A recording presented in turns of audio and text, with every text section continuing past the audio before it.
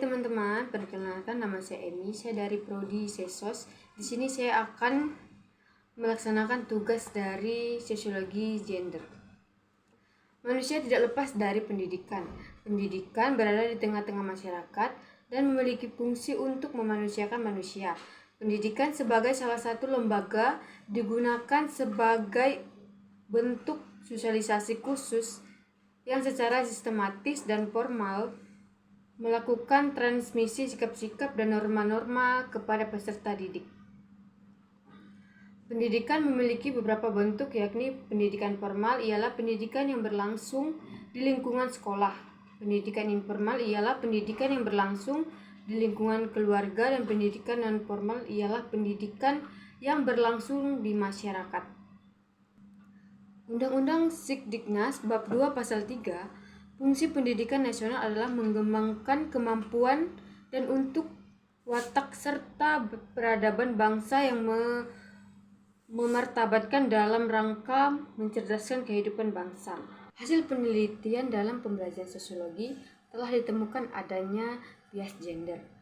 Dalam pengembangan RPP, proses belajar mengajar dan bahan ajar, RPP sebagai pelaksana pembelajaran di dalamnya pun seluruh aspeknya harus menjamin adanya akses, partisipasi, kontrol yang sama bagi semua peserta didik, tanpa memandang perbedaan sosial yang melekat secara terdati pada peserta didik. Bentuk bias gender dalam pengembangan RPP ditemukan adanya penempatan perempuan sebagai subordinasi yang ditemukan pada bagian langkah kegiatan kreativitas dan bagian penutup, di mana terdapat kalimat yang hanya menggunakan kata siswa tanpa diikuti pula dengan dicantumkan kata siswi. Hal serupa juga terdapat pada format penelitian sikap peserta didik yang digunakan kolom penelitian observasi. Sikap peserta didik hanya dicantumkan kata siswa saja. Proses belajar mengajar bentuk bias gender yang terlihat adalah adanya penampakan perempuan sebagai subordinasi serta ditemukan adanya pembelaan atau stereotip.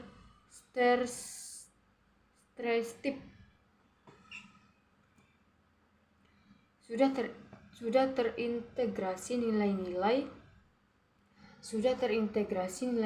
keadilan dan kesetaraan gender, dalam arti tidak banyak ditemukan bias gender, hanya beberapa materi saja dalam bahan ajar yang digunakan oleh guru yang menampakkan adanya bias gender, baik itu dalam bentuk kalimat ataupun dalam bentuk gambar.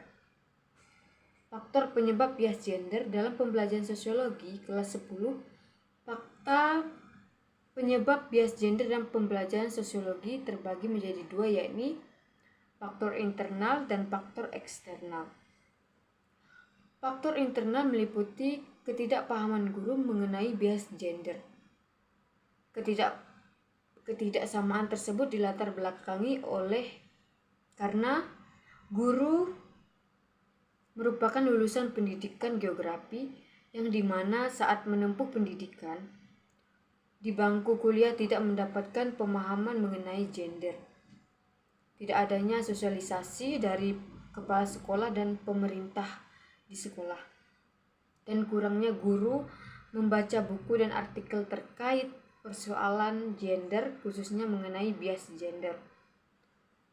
Faktor eksternal juga merujuk faktor menyebabkan bias gender. Menurut Jelly, dapat diklasifikasikan dalam beberapa dimensi, antaranya dimensi partisipasi, akses, dan proses pembelajaran.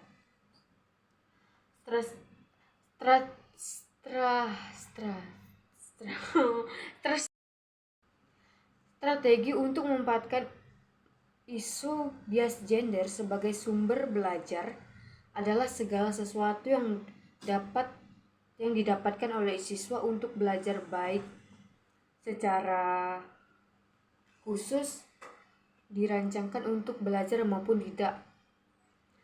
Pendidikan yang diyakini sebagai modal utama dalam membentuk kehidupan dan menjunjung tinggi nilai keadilan justru di dalamnya dapat proses berdasarkan budaya masyarakat yang ditampilkan wajah bias gender. Sekian dan terima kasih.